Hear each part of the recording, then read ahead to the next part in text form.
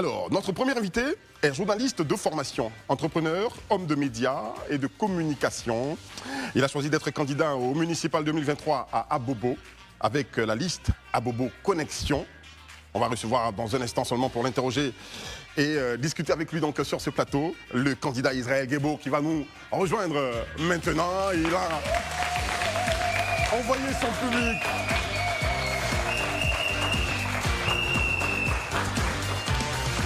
Bonsoir. Bonsoir. Monsieur Guebo. Bonsoir, bonsoir à tout le monde. Bonsoir. Vous êtes bien mis, vous êtes dans toute la fraîcheur. On sent toute la confiance. Oh, confiant, oui, confiant parce que nous sommes déterminés à remporter ces élections municipales à Bobo. Très bien. Alors, pour vous interroger, et puis vous permettre de faire étalage de tous vos arguments pour convaincre les électeurs à Bobolais, je suis avec Barry Abdulrahman. Bonsoir Barry. Bonsoir. Voilà, et puis Désiré Dénéo. Bonsoir Désiré. Bonsoir Israël. Mais je vous remets pour la première question, cher candidat. Quel est votre lien avec la commune d'Abobo? C'est un lien de sang, c'est un lien de cœur, c'est un lien de corps aussi, et un lien familial. J'ai grandi à Bobo, j'ai fait la maternelle à Bobo, j'ai fait l'école primaire à Bobo. Mes grands-parents sont à Bobo, ils sont arrivés depuis 1970. Mes parents y sont, nous y avons vécu. J'ai fait le collège, j'ai fait la cité universitaire, j'y vis. J'ai des activités économiques et sociales. Ma fondation Croix Côte d'Ivoire travaille sur Abobo depuis plusieurs années. Nous accompagnons les populations d'Abobo depuis maintenant 6 ou 7 ans. Donc, je suis un Abobolais de cœur, de corps et d'âme. Et c'est bien dit. Je vous laisse notre candidat. Ok, moi je dirais pourquoi Abobo et pourquoi maintenant pourquoi se lancer en politique maintenant? Pour moi, je ne sais pas se lancer en politique, c'est se lancer dans le développement d'Abobo. On a commencé il y a quand même 6 ans. En 2007, je me suis rendu compte que j'avais un devoir aussi de redevabilité historique vis-à-vis de cette commune qui m'a tout apporté, qui m'a tout donné. Et en tant que fils de cette commune-là, il me fallait aussi contribuer à son développement.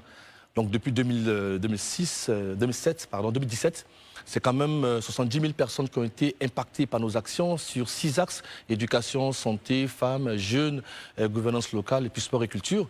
C'est quand même 68 quartiers qu'on a visités depuis ces années-là. Et à un moment donné, on se dit, il faut aller un peu plus loin dans nos actions.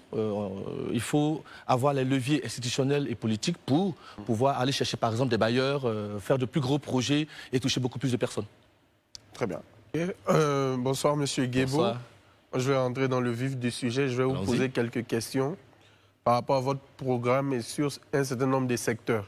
Le premier secteur, c'est la sécurité. Puisqu'on sait tous, quand on parle d'Abobo, dans le jargon populaire, on dit Abobo la guerre. Naturellement, on sait qu'Abobo, c'est une commune qui est touchée par un certain nombre de formes de violence. Je veux dire, le candidat Israël Guebo élu à la mairie d'Abobo, quelles sont ses priorités dans le secteur de la sécurité? Déjà, il faut que je dise une chose, c'est que Abobo n'est pas Abobo la guerre. Donnez-moi une seule commune au monde qui est totalement immaculée, où il n'y a pas de violence. Ce n'est pas possible. Chaque commune a son mauvais côté et son bon côté. Nous avons choisi de mettre en lumière ce qu'il y a de bon, de bien et de beau à Abobo. Pour revenir à votre question, la question de la sécurité est une question sur plusieurs axes. Elle va commencer d'abord par l'éducation des populations, l'éducation de nos enfants. Ensuite, sur construire davantage de commissariats. Aujourd'hui, à Abobo, il y a 6 commissariats pour près de 2 millions d'habitants. Ça fait en moyenne 300 000 personnes pour un commissariat. Il y a une seule brigade de gendarmerie. À Abobo, il n'y a pas encore de casernes de sapeurs-pompiers, ce qui est dommage. Donc, il y a des travaux infrastructurels à faire. Il faut construire de nouveaux commissariats. Ensuite, les commissariats existants, il faut les équiper. Il faut les équiper en moyens de locomotion, il faut les aider à avoir les moyens de se déplacer. Donc sur la question de la sécurité, il y a cela. Et puis ensuite, il faut impliquer toutes les parties. Je pense que la question sécuritaire est une question qui touche tout le monde. À la fois la mairie, mais il faut impliquer également le système éducatif et puis les parents. Parce que les enfants, qu'on appelle enfants en conflit avec la loi, viennent des familles. Donc ces familles-là doivent être impliquées. Ce sont des enfants qui partent de l'école ou sortent de l'école. Il faut donc impliquer le système éducatif. Lorsque les jeunes et les enfants ne sont pas occupés sainement, bien entendu, ils se tournent vers autre chose qui les emmène à la délinquance, ainsi de suite. Donc la question d'Abobo, de la sécurité à Abobo, n'est pas une question propre à Abobo, mais c'est une question prioritaire pour nous, sur laquelle nous allons travailler. C'est tout de même une question récurrente, donc pour mémoire. Comme dans tous les quartiers. Combat de Niambro contre... Oui. Attendez, il y a eu quelques jours des bagarres lors d'un meeting à Koumassi, personne n'en a parlé. Si, on en a parlé sur ce plateau. Oui, bien sûr. Non, je veux dire, ça n'a pas eu la même teneur que quelques événements qu'il y a eu récemment à Samanké, où ça a pris des allures de guerre mondiale et tout ça. Non. Abobo a déjà marqué négativement. Et le travail que nous allons faire, c'est qu'il y ait une meilleure image sur Abobo. Et c'est pour ça que moi, je pense qu'il faut que je sois un ambassadeur de cette commune-là. Il faut qu'on porte Abobo à une échelle internationale. Il faut qu'on crée une attractivité économique, une attractivité culturelle, une attractivité sociale. Il faut que lorsqu'on parle d'Abobo, les gens se disent, ouais, Abobo, c'est là où il faut qu'on y aille. Abobo, la paix, Abobo, la joie, Abobo, la tranquillité. Vous proposez 50 actions. J'ai pris connaissance de votre programme ou de votre projet pour Abobo. Vous proposez 50 actions pour un Abobo en mieux. Mais dans votre 50 actions, il n'y a pas forcément un aspect qui porte en fait sur l'écologie. Quand on sait que les défis à Bobo sont énormes, est-ce que vous pouvez quand même... Ah si, absolument. La question de l'écologie est une question transversale. Vous la retrouverez dans les infrastructures. Lorsqu'on parle de refaire les routes, de mon point de vue, on n'est pas obligé de mettre du bitume partout. Aujourd'hui, il y a des jeunes en Côte d'Ivoire qui font des pavés à partir de sachets recyclés. Donc on peut utiliser ça, faire des pavés pour les mettre dans les quartiers. Ça, pour moi, ça touche la thématique de l'écologie. La question de l'assainissement, la question de la salubrité, pour moi, c'est des questions qui touchent l'écologie. Donc quand vous regardez tout mon programme, on n'a pas écrit le mot écologie, mais ça se retrouve quand même sur plusieurs choses. Et même dans la partie éducation et citoyenneté, il faut enseigner aux personnes à ne pas jeter les ordures dans la rue. Parce que c'est vrai, bien souvent, on incrimine les autorités, on dit il n'y a pas d'infrastructure, mais même lorsque les infrastructures sont installées, il faut que les personnes soient suffisamment éduquées pour ne pas déposer les ordures à côté de la poubelle. C'est ça, exactement. Toujours dans le même volet, cette fois, ma question porte sur justement l'éducation. Quel est votre plan en ce qui concerne l'éducation? Je veux dire qu'il soit préscolaire, scolaire et universitaire dans la commune d'Abobo. Mais sur deux axes, il faut d'abord réhabiliter toutes les écoles qu'ils demandent. Vous regardez les écoles publiques aujourd'hui, elles sont dans un état de délabrement. Il faut les réhabiliter. Et je crois fortement au partenariat avec le secteur privé pour travailler là-dessus. Il faut ensuite faire la promotion de l'excellence. Il faut qu'Abobo devienne la commune de l'excellence. Et pour cela, nous allons instituer un concours communal d'excellence, mettre en compétition les écoles et récompenser, avoir les récompenses qui sont à la hauteur du concours au niveau des écoles. Parce qu'il faut créer une saine émulation. Lorsque ces enfants-là vont être des concours de Miss Mathématiques, des concours de génie en herbe, il faut vraiment créer cela. Ensuite, il faut ramener, que ce soit au niveau du programme scolaire ou extrascolaire, les questions de civisme et de morale. Vous vous rappelez, à notre époque, il y avait éducation civique et morale. Ouais. Ça a pris un autre nom aujourd'hui, mais je pense que ce n'est pas suffisamment ramené. Il faut qu'on le mette au sein donc, les mercredis après-midi ou les samedis. On va initier des programmes de formation au niveau des jeunes, au niveau des enfants. D'accord.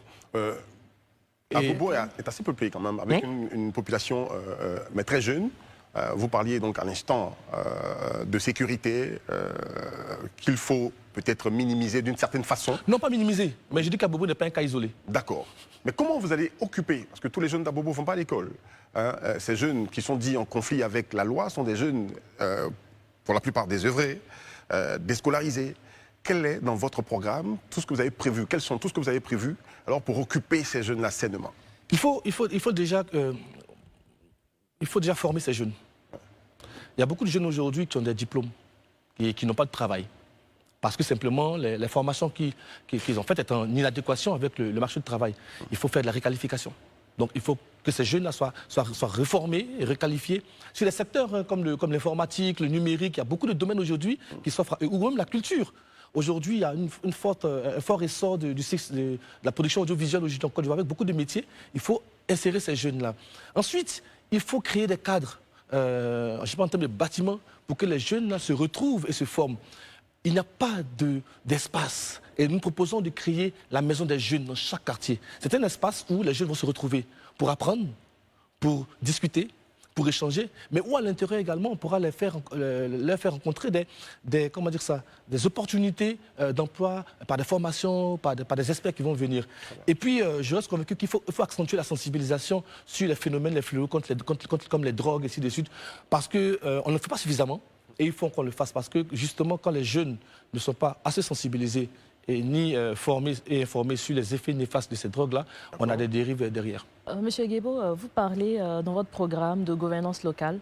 J'aimerais savoir en fait en quoi consistera de façon précise et concise le volet de votre gouvernance locale. Est-ce qu'on aura des comités de gestion de quartier ou des conseils citoyens Et après, je viendrai avec une autre question. Oui, oui. Alors, on va innover avec ce qui s'appelle les CGS, les comités de gestion du secteur. D'accord. Le maire ne peut pas être partout à la fois. D'accord. Et justement, dans chaque quartier, il faut que les quartiers s'organisent au niveau de la sécurité, au niveau de la salubrité, au niveau même des projets des quartiers. Donc, on va faire des petits comités composés à la fois des chefs traditionnels, des guides religieux, des associations de femmes, des associations de jeunes, et puis des personnes de troisième âge. Parce que je crois que les personnes de troisième âge, on doit pouvoir bénéficier de leur expérience et de leur expertise. Il faut croire que vous avez déjà posé de premières actions. Donc, oui, bien sûr. Et ces comités-là vont se charger de remonter l'information. Donc, ce seront des mini-conseils municipaux au sein des communes.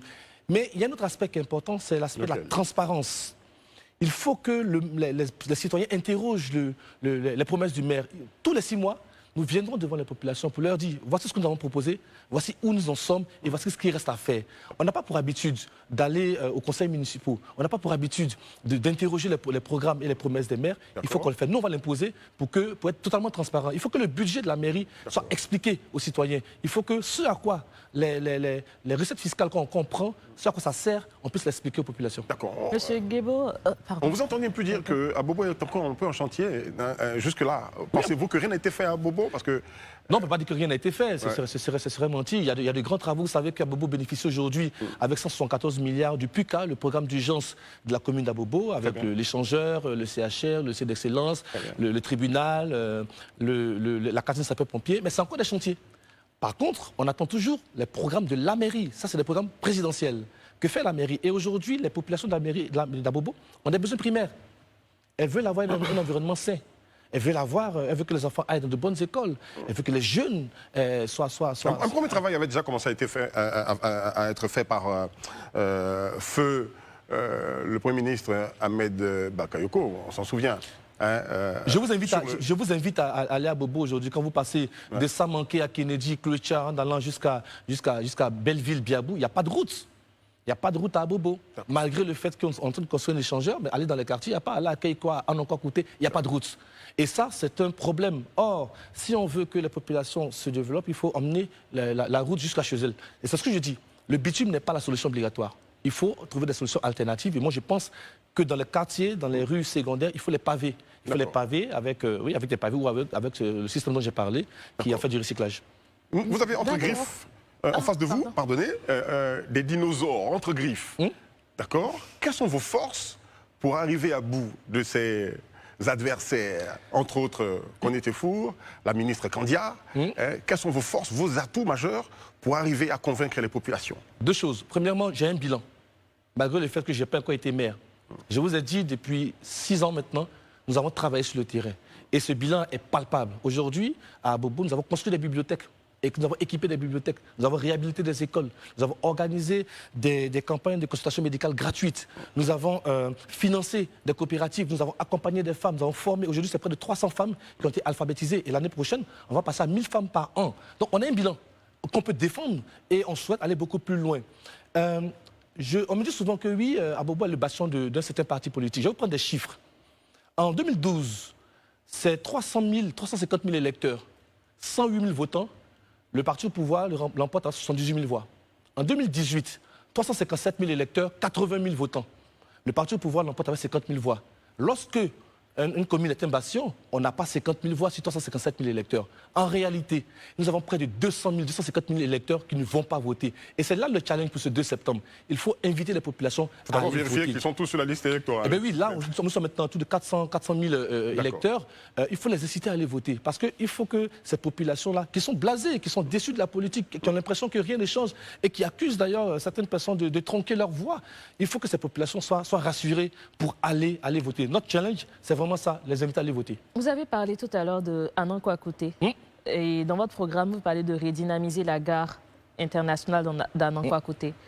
Comment ça se décline et comment est-ce que vous pensez, si vous êtes maire au soir du 2 septembre, pouvoir réaliser cela? Alors, la question de la gare routière internationale d'Anankwa-Kouté est une question pas simple, elle est assez complexe. Je vous explique rapidement. C'était donné à un opérateur de construire cette gare et donc de se rémunérer en prélevant des loyers auprès des transporteurs. Et donc l'opérateur s'appelle la Sogégare. Aujourd'hui, cette gare n'attire plus. Il n'y a pas de bitume pour aller là-bas. Et il y a des questions d'infrastructure à réparer. Et lorsqu'on demande à la Sogega, elle dit oui, c'est vrai, je reconnais que la route n'est pas bonne pour arriver chez nous, mais les transporteurs ne payent pas leur loyer.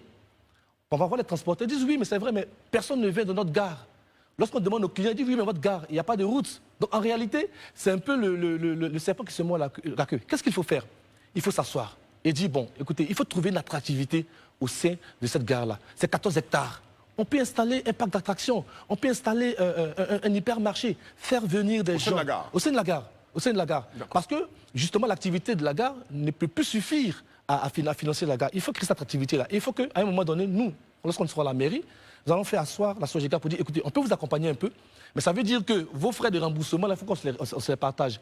Il faut créer une attractivité, il faut que les personnes commencent à fréquenter cette gare-là. J'ai parcouru enfin les 50 points pour Abobo et j'ai pas vu, j'ai pas vu dans votre programme la question de la solidarité internationale, notamment à travers ce qu'on appelle la coopération internationale. Est-ce que vous y avez pensé? Et si vous y avez pensé, en quoi ça consistera pour Abobo? Alors, on y a pensé, ça fait partie des clés de financement des différents programmes et des différents projets. Vous savez, on a les recettes fiscales, on a l'aide budgétaire de l'État, on a les bailleurs internationaux, et puis on a ce que moi j'appelle le PPP, donc les partenariats privés-publics. Donc on peut inclure.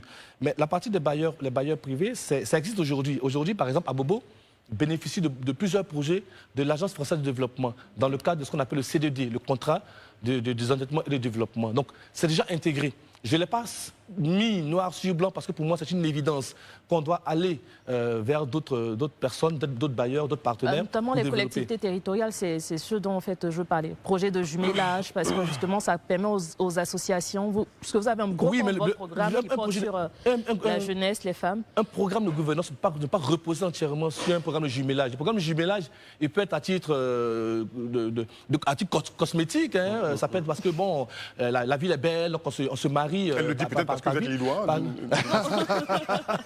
Non, mais c'est vrai que, par exemple, pour la caserne sapeur-pompier qu'on envisage de construire, en plus ça qu'il y aura déjà, et les 2 centres de premier secours, nous avons commencé à prendre des contacts avec des partenaires à l'étranger pour qu'on puisse être équipés. Mais également pour les centres de santé qu'il y a à Bobo, on va également les équiper avec des partenaires à l'étranger.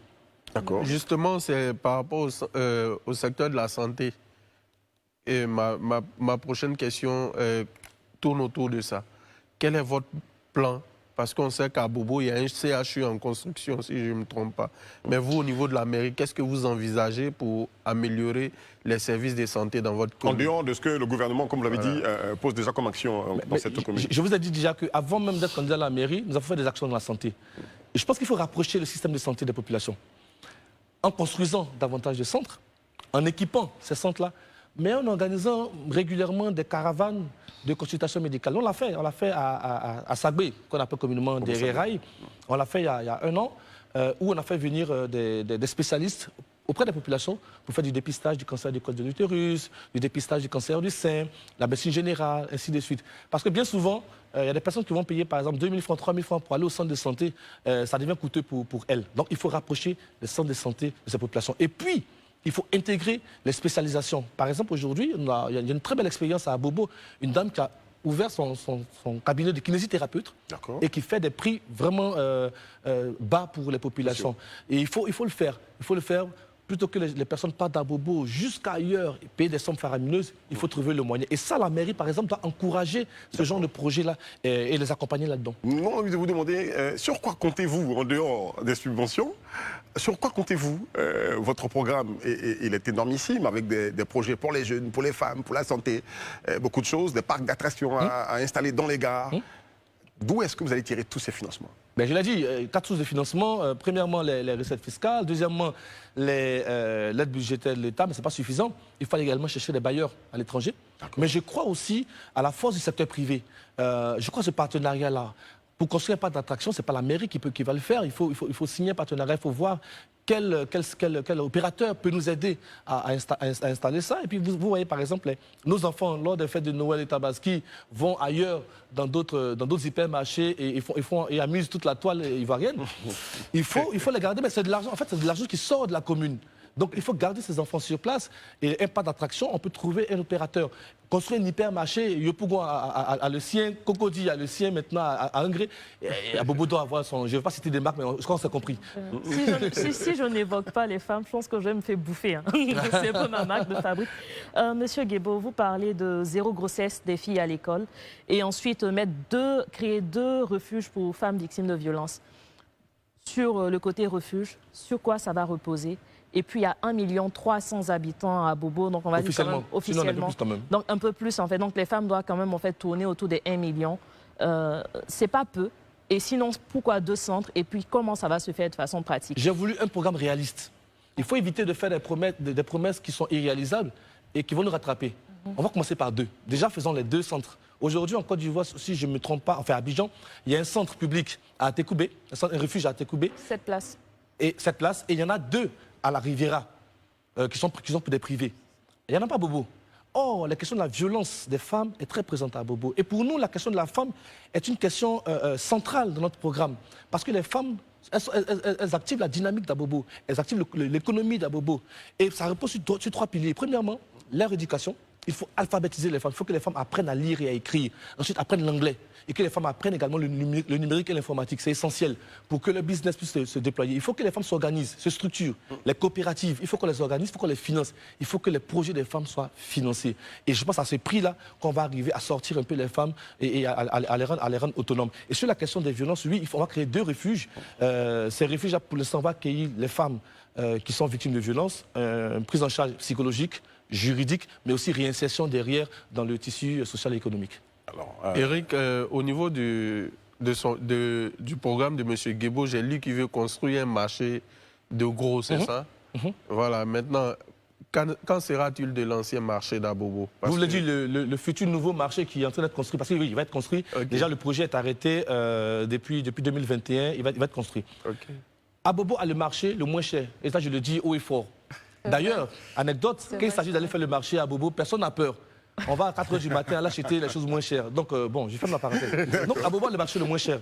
Mais les femmes ou des personnes viennent acheter en gros à Abobo pour aller revendre ailleurs. Mais pourquoi ne pas en faire un marché de gros?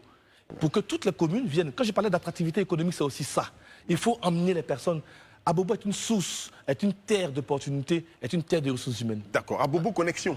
Vous avez bien choisi le nom de votre liste pour identifier quoi pour Abobo Connexion. En 1 minute, c'est parti d'un projet. En 2021, nous avons envoyé 200 bénévoles dans les rues d'Abobo, dans les différents quartiers, pour aller voir les personnes, pour dire quels sont vos problèmes dans votre quartier.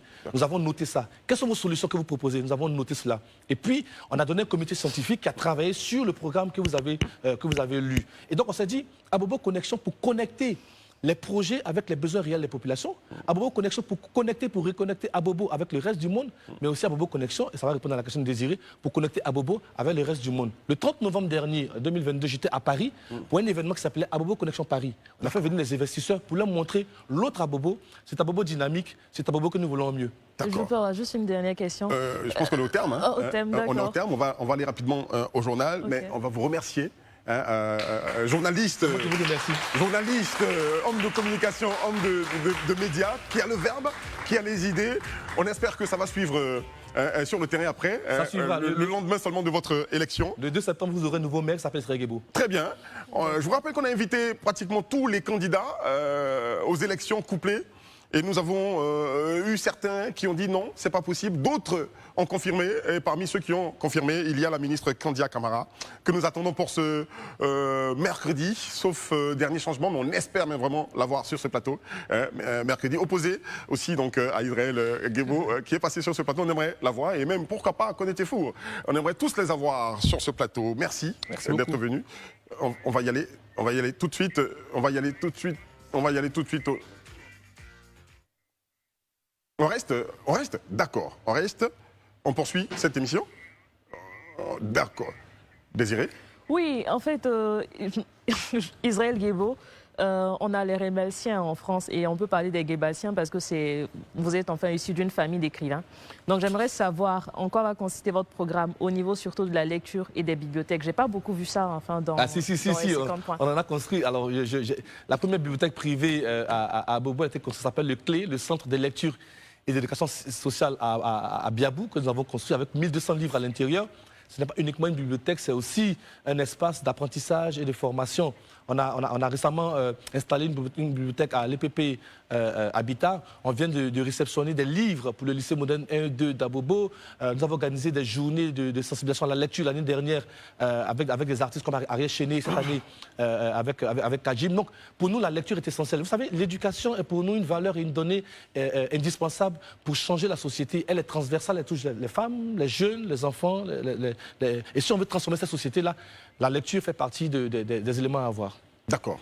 On a prolongé juste un peu pour permettre à Isabelle de nous rejoindre pour le journal. On va remercier M. Israël, le candidat Israël Guebo d'Abobo, la liste Abobo Connexion, d'être venu sur notre plateau. On attend tous les autres.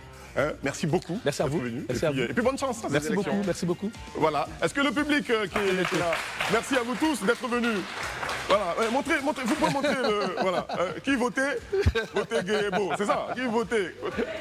Qui votait? Merci à vous tous.